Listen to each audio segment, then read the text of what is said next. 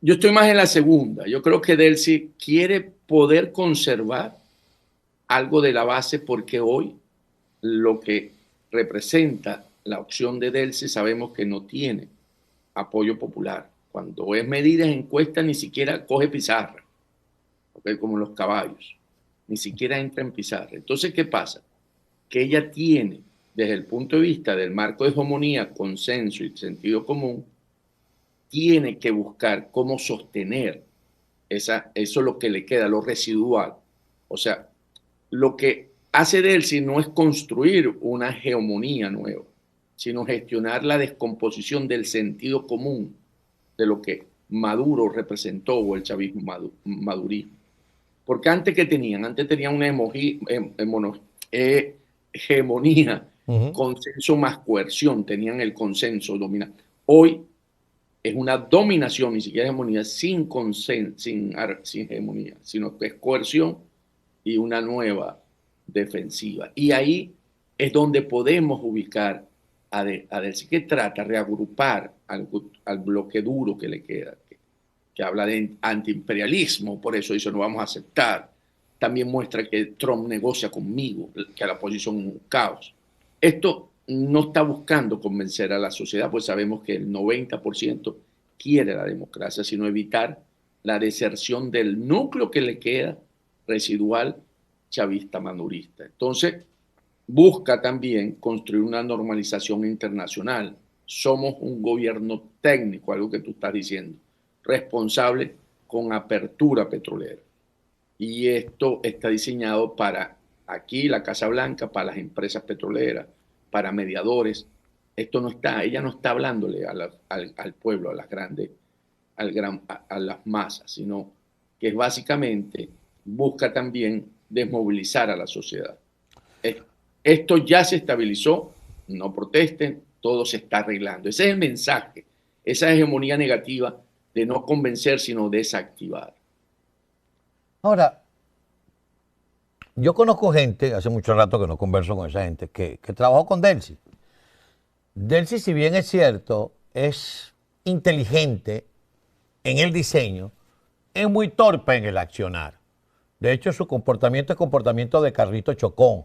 De hecho, estaba muy mal vista por Chávez. A Chávez no le gustaba Delcy. Apreciaba mucho a Jorge porque le era muy útil en el tema electoral, pero a Delcy la mandó a bajar del avión un par de veces, del avión presidencial, quiero decir, en giras internacionales. Y la tenía en Cancillería, creo que porque la metió José Vicente. Cuando José Vicente estaba en Cancillería, la metió en protocolo y tal, por la relación de José Vicente con el terrorista del padre, etcétera, etcétera. Entonces, Delcy ha sido como una, lo voy a decir sin que suene peyorativo para con otras personas, con Delcy que suene todo lo peyorativo que quiera. Es una cachifa venida a más. Es decir, ella en este momento, el querer darse ínfulas de yo soy soberana, creo que no le va. Y también creo que los Estados Unidos ya lo percibió. ¿Cómo lee Antonio de la Cruz este titular, que no es de hoy, que es de ayer, donde el presidente Trump habría dicho, según ABC de España, que si no le funciona de él, si un grupo de tecnócratas se van a encargar de manejar la transición en Venezuela? Veamos, ¿qué es Delcy? Delcy es la continuación de lo que había en términos de estructura en Miraflores, para garantizar la continuidad operativa. Porque Trump no quiere boots on the ground, no quiere militares en el terreno. Entonces dijo, bueno, en este proceso de transición, dejemos que Delcy termine de desmontar toda la estructura criminal que hasta el momento de la extracción de Maduro existía en Venezuela o hay parte de existencia en Venezuela. Entonces Delcy representa ese momento. Entonces, ¿qué ocurre? Que se ve y está mostrando Delcy que ese control que supuestamente tenía Ujú. no lo tiene en su totalidad, porque esa estructura criminal no responde a un liderazgo hegemónico, responde a diferentes facciones internas. Y al no mostrar lo de la liberación de los presos políticos, y se ve que cada vez ha tenido que presionar más la Casa Blanca para ello, porque eso es una condición, porque no hay transición con presos políticos, es muy difícil, y está generando una protesta interna que se puede canalizar y llegar a cuestionar la opción que hoy Delcy representa, el control de estos factores.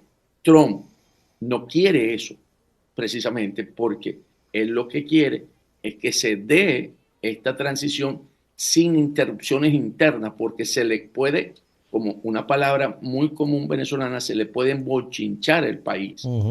Entonces tendría que actuar de forma directa, que ha tratado de evitar y que fue la opción que no tomó en reconocer a cuando no reconoció a Edmundo González Urrutia y a María Corina Machado como los garantes de la transición, precisamente por los grupos irregulares que pensaban que podían generar caos en Venezuela. Pero resulta que se le está embochinchando. Entonces, ¿qué pasa? Que Delcy empieza a aparecer como que no tiene el control del país. Y allí es donde estamos entrando en esta fase que pareciese que empiezan a pensar en que posiblemente van a necesitar un equipo tecnócrata que le permita construir esta transición con la legitimidad que tiene María Corina, que tiene Edmundo González Urrutia, que fue el que salió electo, pero que tiene María Corina Machado, que fue la que liderizó ese proceso. Entonces, yo creo que aquí están evolucionando, después de esa visita a Washington, los compromisos adquiridos, la visión que tiene, porque cuando vemos a Delcy, porque hay un ejercicio, Carlos, que el otro día estuve buscando para ver cómo estaba la confianza, porque esto es básicamente, aunque en política no es moral, sino es poder. ¿Okay? Las acciones se hacen en base al poder, al ejercicio del poder, y no en base a la moral, porque nosotros hablamos mucho como narrativa desde el punto de vista de la moral, y estamos todos alineados. Pero cuando vemos la estructura de poder, ¿verdad? Uno tiene que empezar a observar cómo poder, la estructura de poder lo que te hace es garantizar el éxito, el resultado de lo que te estás proponiendo. Entonces, cuando yo veo la confianza en términos de Delcy y empiezas a revisar, Delcy tiene una confianza muy baja frente a Trump. ¿Por qué? Porque es traicionado, porque tiene una historia de incumplimiento, porque a hoy está administrando pero no controla el sistema, es donde está un poquito mejor, porque tiene un doble discurso, eso que estamos hablando, un discurso público, un discurso privado. Entonces su confianza está por debajo de 3 cuando yo lo evalué, sobre 10. Delcy solo es útil para administrar el corto plazo, pero no es una socia estratégica. Es la gerente del colapso, no una arquitecta del futuro. No, Carlos, yo veo que volver a hacer la operación que extrajo a Maduro requiere tener toda la logística interna controlada, que la tiene. Pero recordemos que esto culmina con traiciones. Lo acaba de decir Rusia, en uno de tus titulares que leíste esta mañana. O sea, Maduro fue traicionado. Y sabemos que Delcy es uno de los factores que traicionó a Maduro. Y lo sabe Diosdado también. Entonces, ok. Y sabemos que Diosdado conversó también con los Estados Unidos. Entonces, ¿qué ocurre? Que si Diosdado, pongamos que Diosdado sea hoy el que esté actuando para dejar en mal a Delcy en términos de los compromisos con Trump. Y si algo que rechaza Trump profundamente es que lo traicione y que él parezca débil. Y si eso ocurre, ¿verdad? En la que Delcy está haciendo a Trump lucir débil, ella puede entregar. Yo creo que lo que puede ocurrir es que Delcy, en una jugada para consolidar su relación con la Casa Blanca, es entregar a Diosdado. O poner una operación Soleimani, pero interna, un accidente de Diosdado. Yo creo que en ese juego, Delcy es la que más traiciona. Recordemos que es la que pone en bandeja de plata a Tarek el-Alzami para que salga del Ministerio del Petróleo, porque estaba interesada en ponerle la mano a los negocios en PDVSA. Y después vemos que cómo ocurrió con Maduro. A Delcy no le cuesta una traición más, para nada, porque Delcy y Jorge están ahí para consolidar su posición de poder en Miraflores y buscar precisamente eso que has venido sosteniendo anteriormente, de que están evolucionando a un autoritarismo sin carisma, pues no hay un líder como lo tuvieron anteriormente. Y entonces evolucionar a un autoritarismo tecnocrático y buscar una fórmula donde pueda surgir unas, porque al aprobarle la ley de hidrocarburos o la reforma a la ley, era algo solicitado por las empresas petroleras en la que Trump está apostando totalmente el futuro, la recuperación de Venezuela. Entonces, en ese juego de ganar-perder, Delcy ganó con esa ley, la reforma, ¿verdad? No cumple totalmente con los presos políticos y por eso Trump refuerza y dice, van a venir, porque definitivamente Diosdado está jugando a que ella pierda esa relación y buscar cómo deslegitimarla bajo el control que supuestamente ella tiene sobre el país. Entonces yo creo que aquí Trump no está negociando transición con Delcy, sino que está gestionando un tiempo. Y aquí entonces está ganando tiempo los Rodríguez, pero también está ganando Trump tiempo, está gestionando un tiempo para acelerar y ver Sí, los resultados. perdón porque te interrumpo, porque es que creo que está quedándole claro a Estados Unidos, y ahora agrego el ingrediente María Corina Machado, que no estaba antes del 3 de enero, ahora sí está, y yo creo, y lo conversaba ayer con representantes de la oficina de María Corina Machado aquí en los Estados Unidos, ahora María Corina puede estar en la ecuación, es decir, si Trump va a hacer algo, o el Departamento de Estado y el Departamento de Guerra, la CIA, decide hacer algo, consúltenle a esta gente, que esta gente conoce su país, pues. Esta gente ganó unas elecciones en ese país. Vamos a consultarle. ¿A qué voy? Aunque creo que está claro que la transición con Diosdado es imposible porque Diosdado tiene el monopolio de la violencia. Pero si quitamos la cabeza, ya quitamos la cabeza del organismo. Si quitamos la cabeza de la violencia, el organismo entero comienza a desmoronarse.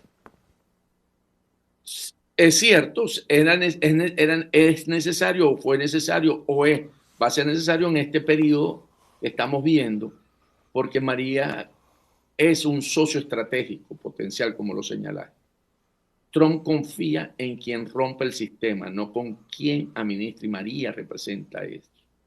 Porque lo dijimos anteriormente, Venezuela no está en una negociación moral, está en una subasta de confianza geopolítica.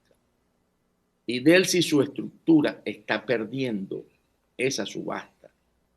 Aquí lo importante es que viene perdiendo Delcy y va a tener que actuar.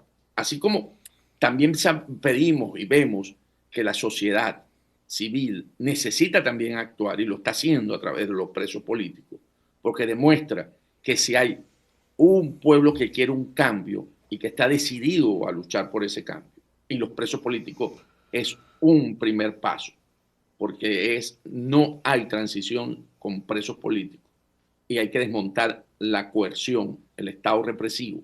Entonces, para ir a esa transición. Entonces, yo creo que estamos en un momento donde no termina de morir lo anterior, pero no termina de nacer ese proceso de ir hacia establecer un cronograma para establecer la democracia. Entonces, estamos en eso que llamó Antonio Gramsci interregno, que no termina de morir el régimen anterior y no nace lo que estamos. Y entonces ahí hay una pugna de fuerza interna, que es Antonio, lo que estamos viendo. y la periferia, porque estamos hablando, como siempre, hablamos de las cabezas. Primero, Padrino se nota que, a pesar de que tiene el control militar, entre comillas, hay quien dice que el control militar lo tiene Diosdado y que tiene a Padrino ahí para tenerlo de su lado. Pero la periferia, cuando hablo de la periferia, hablo de otros factores del régimen que pudieran estar negociando con los Estados Unidos a espaldas de Delcy, de Diosdado, de Padrino. Primero, para salvar su pellejo. Y segundo, porque la transición es inminente más tarde o más temprano. Esperemos que más temprano que tarde. Si vemos la coalición que soporta Delcy, ¿okay? Tenemos la industria petrolera, sobre todo Chevron, ¿verdad? Sargent. Tenemos Fedecamas, ¿okay? Y tenemos el alacranato de alguna manera que está en la Asamblea Nacional. Entonces, cuando tú planteas esa periferia, tú dices, ok, veamos. Entonces, si vemos Chevron, dices, ok, logró la ley, la reforma a la ley. Eso lo satisface. Pero ya obtuvieron lo que quieren. Eso funciona con María o con Delcy. Eso, o sea, ese no es hoy un grupo de presión aquí en Washington totalmente, como lo había sido hasta hace poco. Porque de alguna manera, ante el no control de Delcy, te crea casos donde la seguridad empieza a ponerse importante, se empieza a convertir en algo importante para ellas, porque no tienen control, por lo tanto, todos van a tener que ir con contratistas militares, empresas privadas, para asegurar esa seguridad de operaciones. Entonces tú dices, ok, el país se le empieza, como dijimos anteriormente, a embochinchar por el lado de la que decía que controlaba. Y ahí está Diosdado. Entonces, si nos vamos por fe de cámara, ellos sí están hoy contentos, porque empezaron a entrar dólares limpios. Así es. O sea, con la venta de los 50 millones de barriles que están en almacén, o sea, que están en inventario. Entonces tú empiezas a ver, ok, aquí hay una posibilidad, pero no termina, por eso dije, no termina de construir una salida para ir a la que es la última fase, que es la transición. Ok. O sea, democrática. Tú dijiste una palabra interesante en la parte anterior que fue la servilleta. Y yo creo que la servilleta ha sido más para el chavismo madurismo en todo su momento. Ellos nunca han hecho caso a la Constitución. Ellos han manipulado la Constitución para sus objetivos. Cuando lo planteamos desde el punto de vista de Trump, Trump no va a seguir la Constitución venezolana, porque son los intereses de los Estados Unidos. Y los intereses de los Estados Unidos, lo dijo muy claro, aquí los intereses son geopolíticos, sacar a China, a Rusia y a Irán del hemisferio y el petróleo. ¿Okay? Son el verdadero eje de este tablero que estamos viendo.